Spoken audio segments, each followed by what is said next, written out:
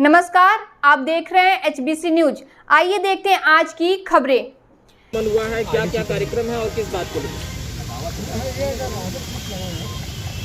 तो प्रबुद्ध वर्ग सम्मेलन है जी, माननीय मंत्री राज विधानसभा में, वहाँ पर समाज के जो भी गणमान्य लोग उपस्थित होंगे उनको संबोधित करना है। आदरणीय प्रधानमंत्री जी के नेतृत्व में देश में सबका साथ बहुत गलत खड़े हुए हैं और साइड चलो बहुत नारा ये है कैमरा ही नहीं चला, ऐसे नहीं खड़ा हुआ है। कार्य हो रहा है। माननीय मुख्यमंत्री जी एक कर्मयोगी मुख्यमंत्री की तरह प्रदेश के अंतिम गांव तक विकास की रोशनी पहुँचे, प्रदेश के अंतिम व्यक्ति को सरकार की योजनाओं का लाभ मिले, इसके लिए लगातार कार्य किए जा रहे हैं। यही सरकार की उपलब्धियाँ, इसके बारे में चर्चा तमाम वैश्य समाज के हमारे समर्पित और संगठन के लोग यहाँ आए, रायबहादुर और कोई भी समस्या है तो उसका समाधान अधिकारियों को निर्देश करके देने के लिए आए हैं, करेंगे। मंत्री जी, राजा महेंद्र सिंह के नाम पर विश्वविद्यालय बन रहा है। अखिलेश यादव कहते हैं ये भाजपा ही सिर्फ ढोंग कर रहे हैं। देखिए, ढोंग कौन कर रहा है ये पूरे उत्तर प्रदेश ने अच्छी तरह से देखा है। अखिलेश यादव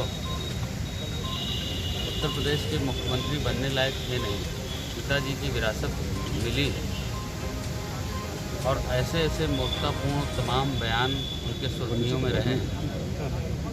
उनकी ऐसी छोटी हरकत, ऐसे बड़े पद पर बैठ करके ऐसी छोटी हरकतें, मकान की टोटी उखाड़ लेना, ये सब चीज़ें चर्चा में रहेगी। फूंक कर चाटना जिसको कहते हैं, उन्होंने कहा कि ये भाजपा की वैक्सीन है, हम नहीं लगाएंगे। आदरणीय मुलायम सिंह जी को मैं धन्यवाद देना चाहता हूँ।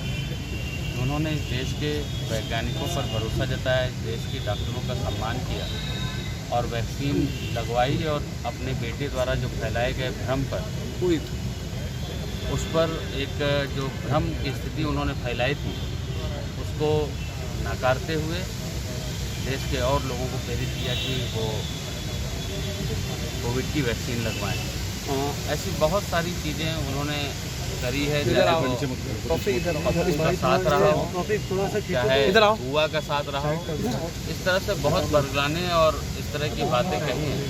पिताजी की कुर्सी पर, पिताजी की द्वारा बनाई गई ज़मीन पर जिसको गद्दी मिल गई, वो वीडियो गेम खेलने में और मोबाइल और ट्विटर पर ही कार्य करते हैं, कभी सड़क पर संघर्ष करते नज़र नहीं आए, किया नहीं उन्होंने। तो वो इस तरह की तमाम बातें करते हैं, उसका मैं जवाब देता हूं। अरविंद केजरीवाल जी कहते हैं कि हम राम के नाम के प्रेरणा लेकर ही दिल्ली में सुशासन चल रहे हैं और यूपी में भी उसी तरह चलाएंगे। क्या लगता है इसमें आपको? अरविंद केजरीवाल तो अगर हम ये कहें कि झूठ नहीं, झूठ का पेड़ है। झूठ तो एक होता है, वो अनेक तरह के झूठ बोलने का काम करते हैं। यहाँ आप सब लोगों ने देखा है।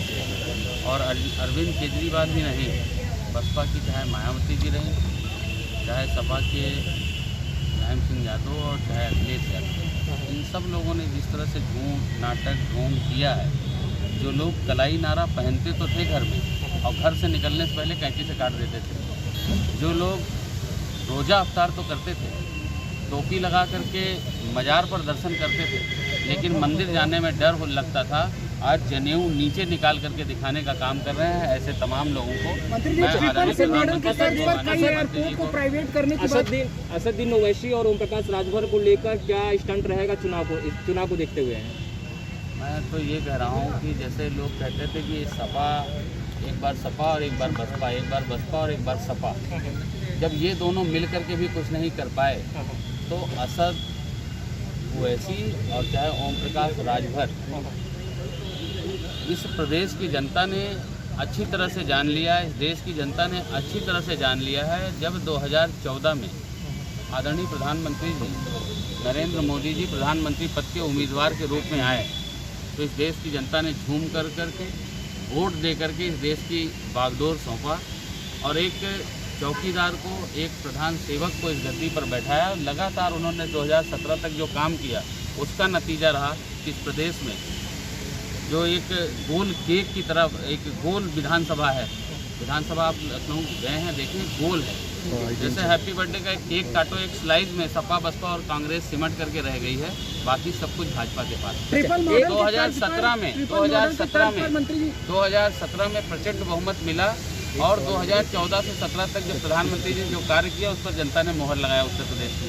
2017 के बाद भी जब इस प्रदेश की बागडोर एक कर्मयोगी मुख्यमंत्री जी को सौंपी गई, उसके बाद लगातार जब उन्होंने काम किया तो उसी का नतीजा है कि जितने उपचुनाव हुए हों, चाहे अभी आपने देखा है जिला पंचायत और नगर पंचायत का चुनाव या जो भी उपचुनाव हुए हैं, उसमें हमें भारी सफलता मिली है। हम सबका साथ, सबका विकास और सबका विश्वास सिर्फ नहीं, ये नारा ये है। असदुद्दीन ओवैसी साहब 100 सीट पे लड़ेंगे चुनाव और मुस्लिम बहुल इलाकों से वो सीट बताई जा रही है, तो इसको आपके लिए आसान हो जाएगी या फिर और चुनौतीपूर्ण हो जाएगी? नहीं, हमने हमेशा, मैं आदरणीय प्रधानमंत्री जी को, आदरणीय मुख्यमंत्री जी को, हम सबसे प्रेरणा स्रोत हैं। हम लोग कभी चुनाव के लिए काम नहीं करते। चुनाव आया है तो अभी तरह तरह के लोग तरह तरह के डमरू बजाने का काम करेंगे।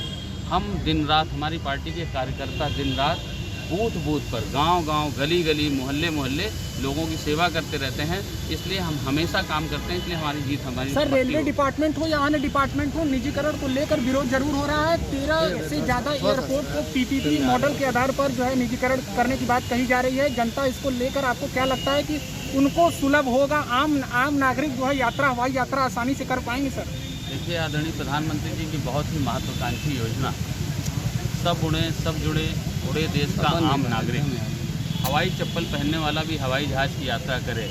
आप सब हमारे पत्रकार भाई हैं, हवाई जहाज़ पर अब जाते होंगे, आपको दिखता होगा। मैं दावे के साथ कहता हूं और बड़े गर्व के साथ कहता हूं कि एविएशन डिपार्टमेंट की जिम्मेदारी मुझे मिली। जिस समय हम सरकार में आए थे तो केवल 2 एयरपोर्ट ही, 2 एयर संचालित थे, एक बनारस और एक लखनऊ। इसके अलावा गोरखपुर में चलती थी तो कभी कैंसिल हो जाती थी, कभी प्रयागराज से चलती थी, कभी कैंसिल हो जाती थी, सुचारू रूप से चलती नहीं थी। आज हम गर्व और दावे के साथ कहते हैं आज 8 एयरपोर्ट ठीक तरह से संचालित हो गए हैं और 24 जगह केवल यहाँ से उड़ान भरी जाती थी, आज 75 जगह हवाई उड़ानें भरी जा रही हैं और आने वाले समय में 5-10 जगह और बढ़ जाएगी और हम 100 का आंकड़ा पार कर लेंगे।